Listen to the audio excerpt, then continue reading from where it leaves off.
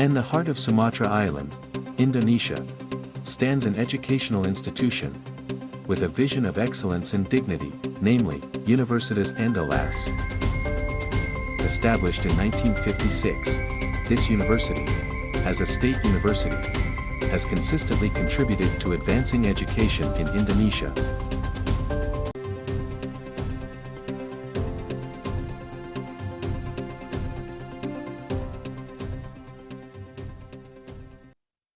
Assalamualaikum warahmatullahi wabarakatuh. Perkenalkan, saya Maryam Jamila.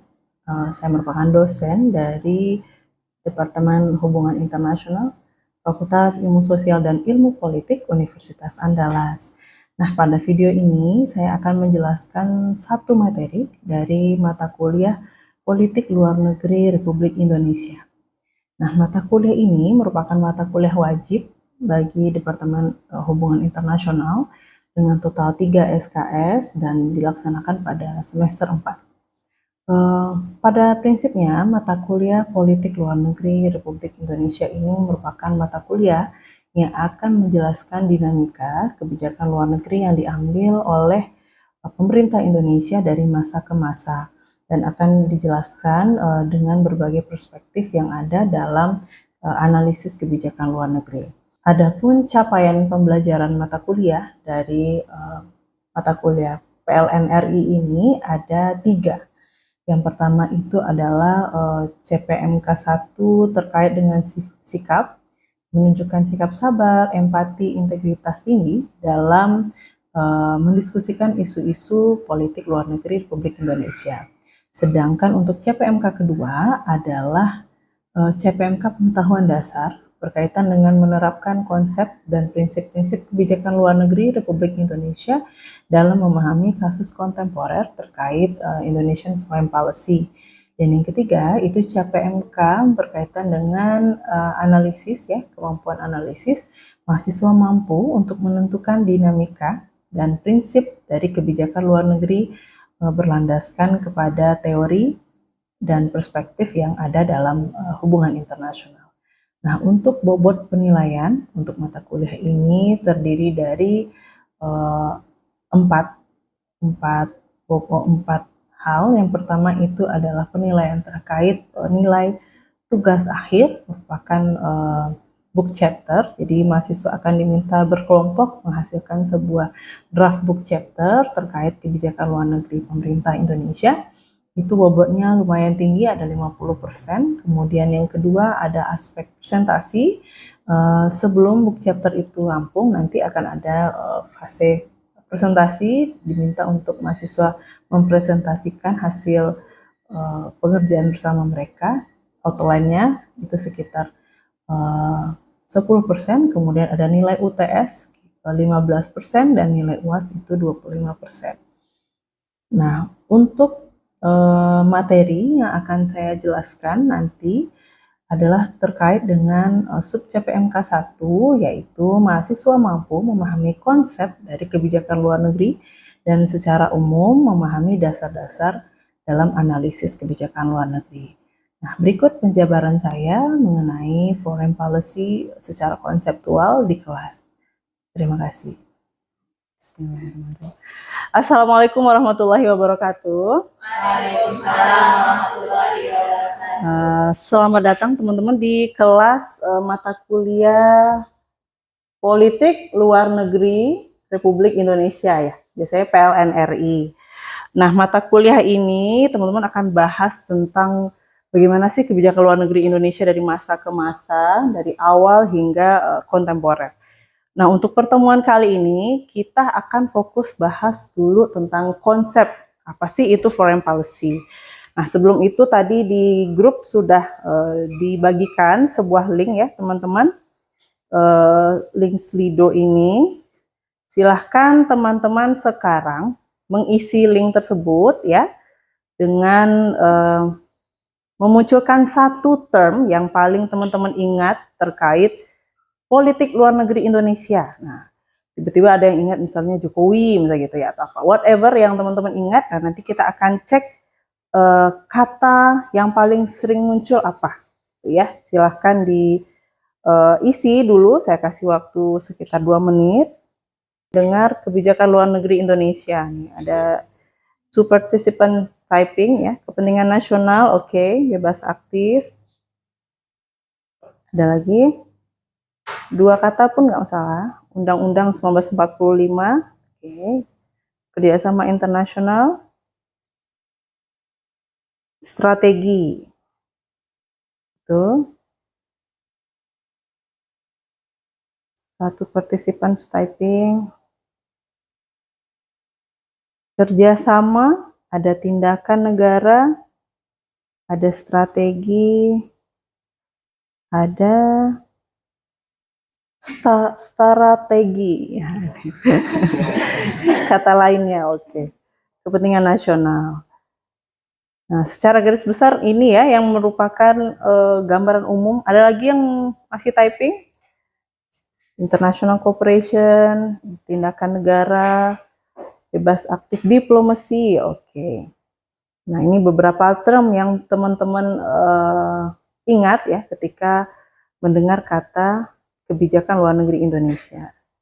Oke, bebas aktif ya, bebas aktif merupakan prinsip ya kebijakan dari kebijakan luar negeri Indonesia.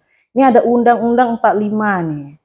Sepertinya ini anaknya normatif ini ya, anak hukum. Undang-Undang 45. Siapa yang jawab Undang-Undang 45? Oh iya, Torik sangat normatif ini dalam hidupnya ya. Ada G20 juga. Oke. Nah, semua ini benar ya. Karena ini hanya gambaran kira-kira apa yang teman-teman pikirkan.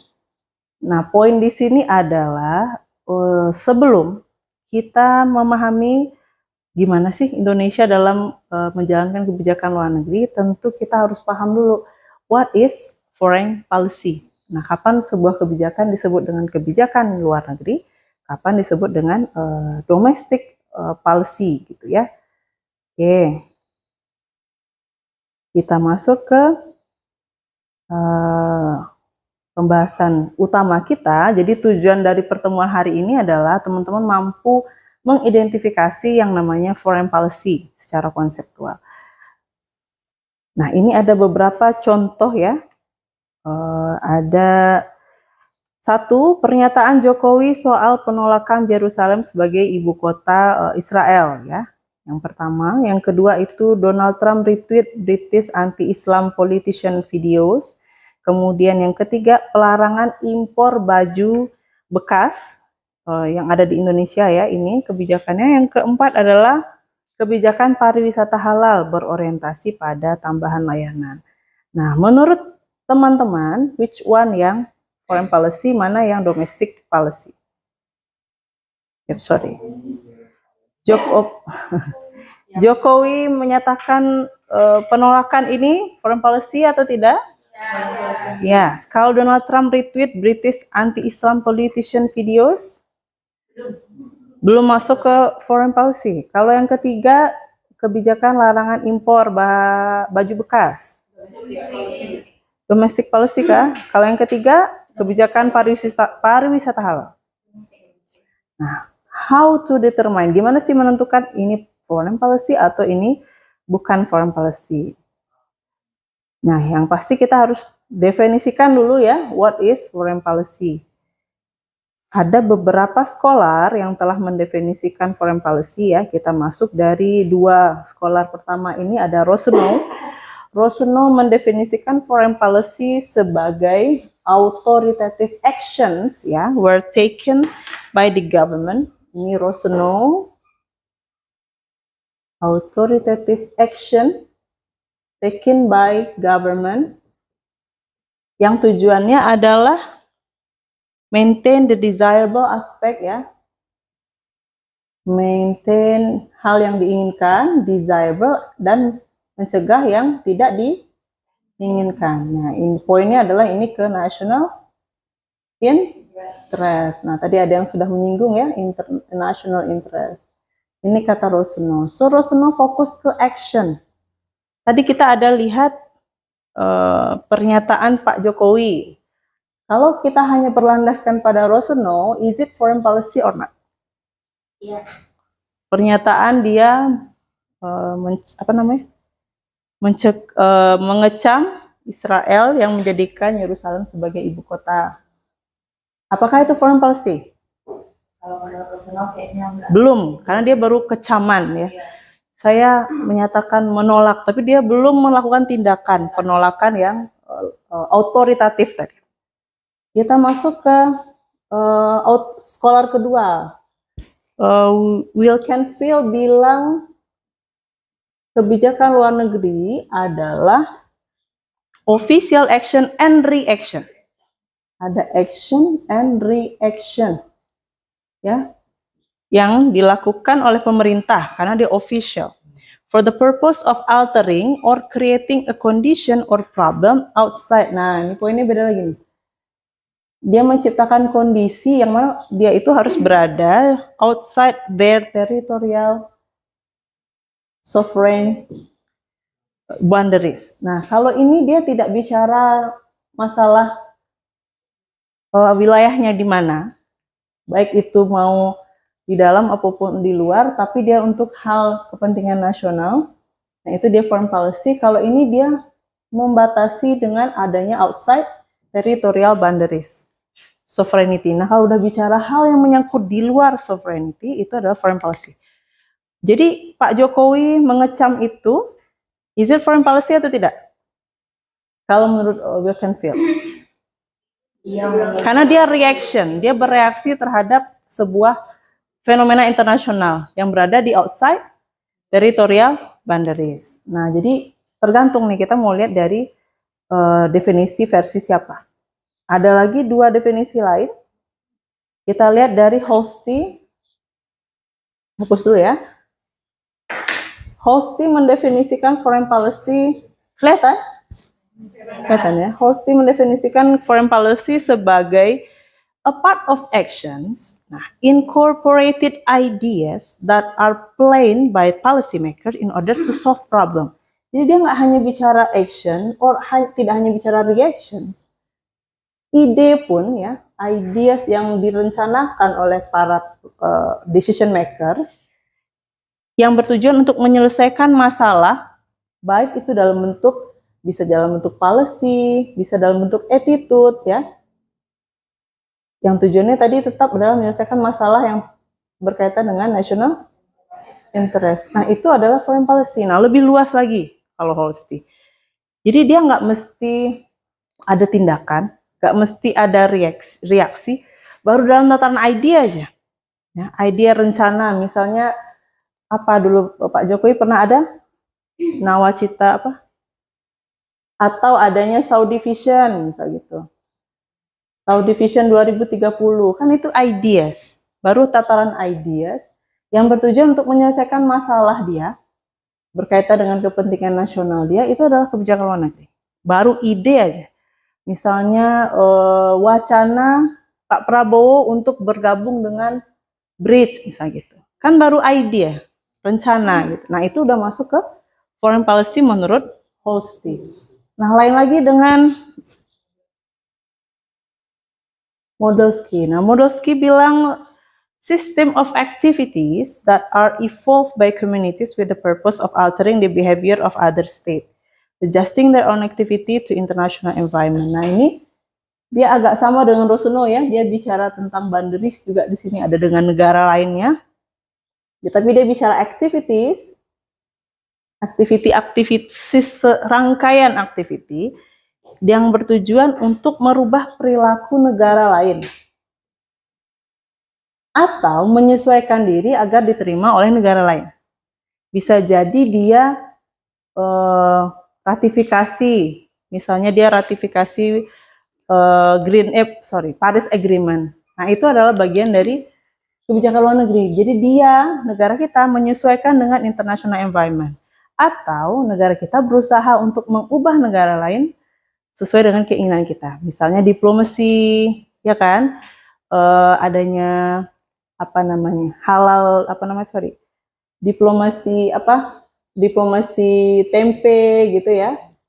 Diplomasi rendang, sport diplomasi, dan lain-lain itu adalah foreign policy. Nah, so, kan udah banyak nih, udah ada 4 ya. Apa sih foreign policy. Ini dia ya, kita coba kumpulkan dari keempat pakar tadi. Poin pertama, foreign policy itu dia consists of statement and actions dan yang dilakukan oleh negara yang berkaitan dengan other external actor, yang berkaitan dengan negara lain. Itu poin satunya. Jadi bisa dalam bentuk statement, bisa dalam bentuk action. Jadi Pak Jokowi tadi foreign policy. Kalau Donald Trump tadi tweet foreign policy atau tidak? Ya, Dia nge-tweet sebagai presiden atau sebagai Donald Trump? Sebagai Donald Trump atau sebagai presiden? Tweet pribadi dia kan, bukan official kan? Kalau non-official berarti bukan foreign policy, itu pribadi dia. It is responsive to the action of other state, ya kembali ini berkaitan dengan negara lain, fulfill national interest outside territorial boundaries, and bagian kelanjutan dari domestic policy. Jadi ada 4 indikator sebuah kebijakan itu disebut dengan foreign policy. Pertama, dia dilakukan oleh negara baik dalam bentuk tindakan maupun statement. Yang kedua, dilakukan berkaitan dengan negara lain. 1, actions or statement. Kedua, dia dengan negara lain kaitannya. Yang ketiga, dia mewujudkan national interest. Yang keempat, kelanjutan dari kebijakan domestik. Oke. Kita balik lagi ke pertanyaan awal tadi, yang mana yang kebijakan luar negeri, mana yang tidak. Ada 4 tadi kan ya. Nah kalau ini pernyataan Jokowi soal penolakan Yerusalem, foreign policy, oke. Trump retweets British anti-Islam politicians video, tidak. Pelarangan impor baju bekas. Ya, apakah ini action? Ya. Apakah itu berkaitan dengan other? Baju bekasnya dari mana? Dari? Berarti? National interest? Ya. Kemudian kelanjutan dari kebijakan domestik? Ya. So, is it foreign policy? Ya. Terakhir, kebijakan pariwisata halal berorientasi pada tambahan layanan. Pariwisata halal. Action? Ya, tentu. Berkaitan dengan negara lain kah? Nah itu dia ya, kalau seandainya ini maksudnya adalah untuk menggait pariwisatawan asing, bisa jadi. Kalau dia hanya bicara domestic tourism, berarti ini enggak. Kemudian ada national interest-nya, tentu ada economic interest di sini. Nah ini tergantung ya, depends targetingnya itu mau ke wisatawan lokal atau wisatawan asing. Oke. Kita masuk dulu ke approach dari kebijakan luar negeri ya. Dalam analisis kebijakan luar negeri itu ada 3 approach ya yang sering digunakan. Ya, model SKI itu dia fokus ke 3 proses ya. Ada 3 proses decision making, tahapan-tahapannya. Yang pertama itu input, yang kedua itu proses, yang terakhir itu output. Kalau model SKI itu modelnya ada input, kemudian diproses, kemudian menjadi output. Nah ini biasanya cerita tentang how decision making proses ya. Bagaimana proses pembuatan kebijakan luar negeri yang diambil oleh sebuah negara. Dinilai dari inputnya dulu, apa aja inputnya, bisa jadi individu, bisa jadi faktor domestik, internasional, bisa jadi juga kelompok kepentingan ya, dan banyak faktor lain. Nanti diproses di sini, ada proses lobby, ada proses bargaining dan lain-lain. Keluarlah hasilnya implementasi dari si kebijakan. Itu versi model SKI. Nah kalau Rosenau dia punya approach yang berbeda ya. Dia lebih menganalisa kebijakan luar negeri dengan memahami kebijakan luar negeri sebagai perilaku negara. Kenapa negara berperilaku seperti itu gitu. Nah, dia akan menjelaskan nanti ada beberapa set of commitment. Jadi negara itu ada yang komitmennya fokus utamanya adalah keamanan, ada yang fokus utamanya ke politik, ada yang fokus utamanya ke ekonomi, dan untuk mau menunjukkan kenapa negara tersebut berperilaku demikian bisa dilihat dari set komitmen dan priority dari negara tersebut.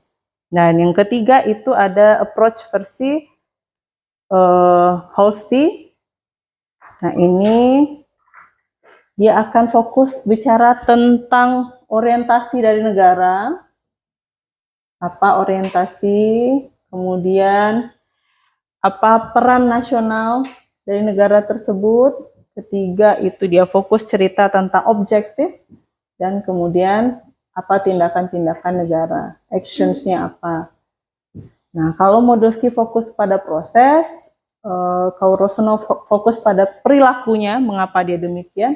Kalau Hosty fokusnya kepada apa tujuan yang diharapkan oleh si negara tersebut.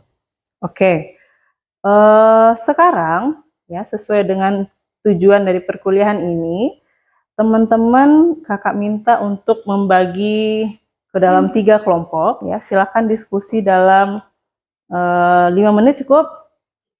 5 menit, teman-teman cari satu contoh kasus ya kebijakan luar negeri yang diambil oleh pemerintah Indonesia dan harus dijelaskan kenapa itu disebut sebagai kebijakan luar negeri. Itu ya, silakan mengelompokkan diri dalam 3 kelompok, diskusi dalam 5 menit.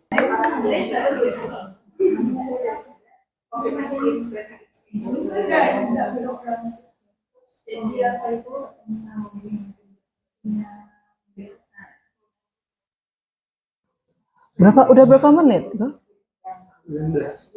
Oh, nanti potong. Ini udah.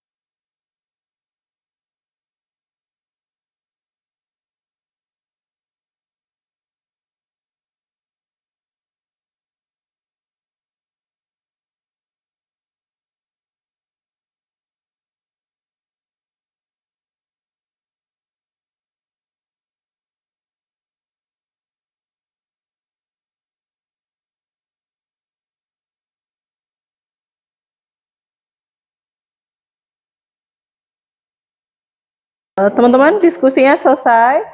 Kita minta satu persatu ya menjelaskan satu contoh, kemudian kenapa disebut kebijakan luar negeri. Kelompok 1 dulu ya, silakan perwakilan kelompok 1. Silky. Perlu ini nggak?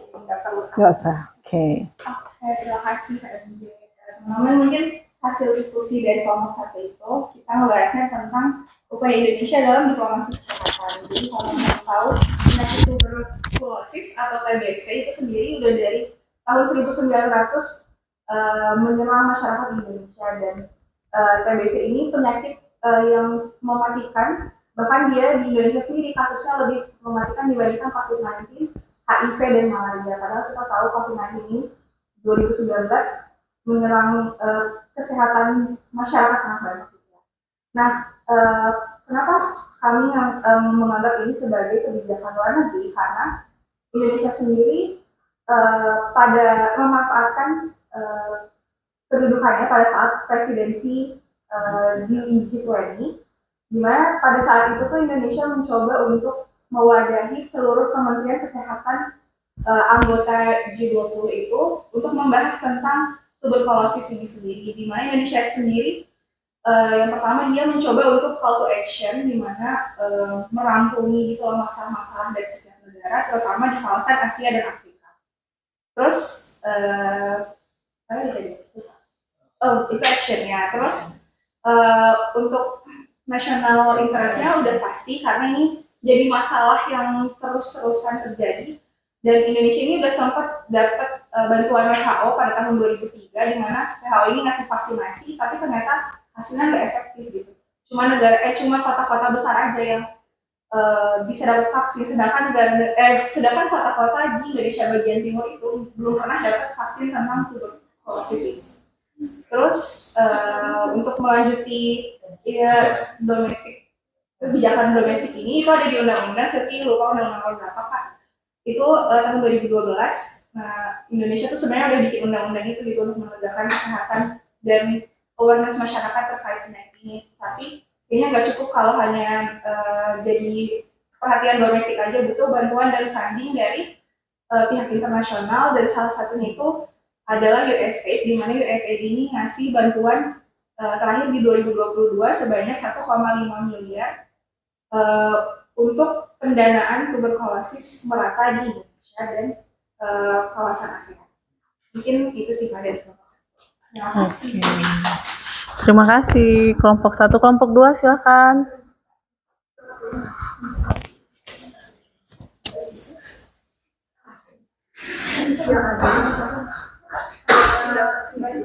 Kalau dari kelompok 2 kan mengambil kebijakan Indonesia join BRICS. Jadi secara verbal itu kan dia Januari 2025 dan dia udah menyatakan untuk join BRICS. Tapi beberapa minggu terakhir itu kan ada KTT BRICS. Nah, Indonesia itu diwakili oleh presiden sendiri itu maju ke KTT BRICS dengan menyampaikan maksud-maksud atau kepentingan nasionalnya itu sendiri. Yang pertama itu seperti mengait para anggota BRICS untuk bekerjasama lebih dalam dan berkolaborasi, terutama dalam perekonomian Indonesia, dan juga beberapa kepentingan lainnya yang disampaikan oleh Prabowo. Dalam BRICS itu sendiri, terlihat kepentingan Indonesia itu lebih mendekatkan dirinya kepada China, dan terlihat meningkat setelah Indonesia menyatakan untuk bergabung ke BRICS. Indonesia lebih intens melakukan kerjasamanya dengan China, khususnya itu di baja. Jadi ada beberapa kerjasama di Indonesia yang meningkat dalam sektor baja. Kenapa kebijakan luar negeri? Karena pertama itu ada aktor lain negara BRICS. Yang kedua itu adanya pernyataan untuk bergabung, ada diplomasi dan banyak action yang terjadi di dalam kebijakan Indonesia itu sendiri. Oke. Terima kasih kelompok 2. Terakhir kelompok 3. Oke teman-teman, alhamdulillah ya dari 3 presentasi tadi sudah tergambar ya.